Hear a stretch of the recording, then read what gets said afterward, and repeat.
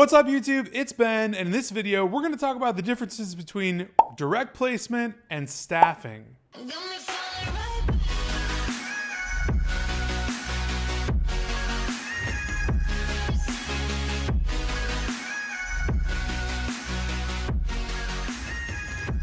Hey everyone, and welcome back to my channel. If you already subscribed to me, thank you. If you're not, hit that subscribe button. Also, be sure that you're in our Facebook group, Recruiter Empire.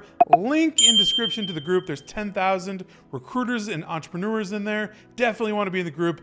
Click that link in the description. All right, so it's basically the age-old debate: direct hire placement or staffing. Which one is a better business model in recruitment? Here's basically how I view it, okay? Staffing inevitably involves a lot of complex details. So you need to have insurance, workers' compensation, payroll funding, HR functionality. There's a lot into it, and it's not for the beginner. Whereas on the other hand, direct hire placement simply involves one and dones. You simply find a client, find a candidate, match them together, take your fee, and you're out the door and it's over. Now, with all that being said, yes, I totally get the concept that you can do lots and lots of money doing lucrative volume staffing, and it's semi-autopilot once it gets up and running. But the concept, for a beginner at least, of getting it up and running is not so easy. That's why I tell everyone, do about 6 to 8 months of direct placement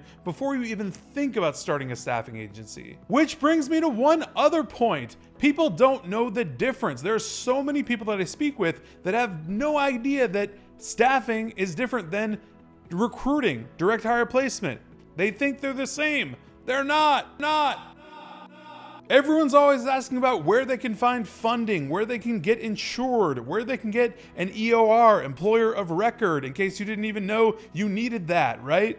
Like, it's not that simple, you know what I mean? People think that they can just jump in and say, I'm a staffing agency, I'm starting a staffing agency, but you have to know the differences between the two. You have to know when to start one and when to start the other. So it's my professional advice to you, having done both, that you absolutely start with direct hire placement. Much simpler, much more of an easier barrier of entry to get clients and to actually find candidates and just make those one and dones. The other aspect of direct placement is that you can build capital. So throughout your time in recruiting, you can basically build up a sum of money so that you can start to actually self-fund your staffing contracts. Like I mentioned before, staffing requires funding, right? Not only funding for paying your own employees, but funding for the insurance you need, funding to pay the extra payroll taxes that you'll pay.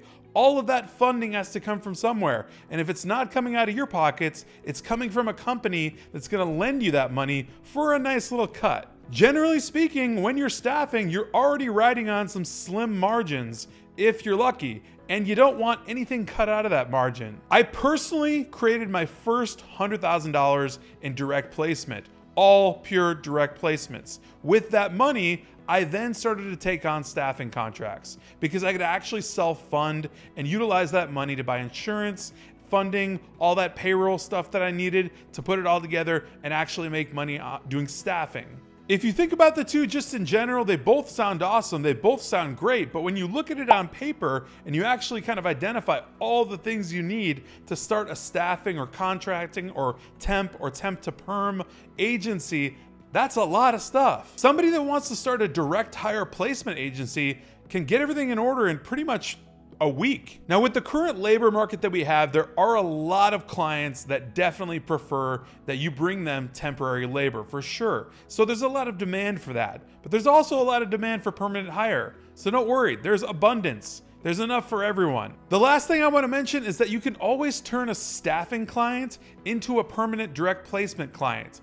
All you need to do is educate and influence them by explaining they're gonna pay X amount more by having people on temp staffing versus just a one and done fee to take that person permanent. If you're able to do staffing properly, if you have all the resources in place, if everything aligns, you're good. You can probably make a lot of money, like $1 million, multiple millions of dollars a year. You can also do the same thing with direct placement. It's just a bit different, and it's also a lot easier to start. My final piece of advice to you is don't touch staffing, contracting, or temp until you have about 6 to 8 months of direct hire placement under your belt. All right, if you found this video valuable or got anything out of it, please drop a comment down below. Smash that like button. Be sure to be in our Facebook group, Recruiter Empire. Link in description, and I'll see you guys next time.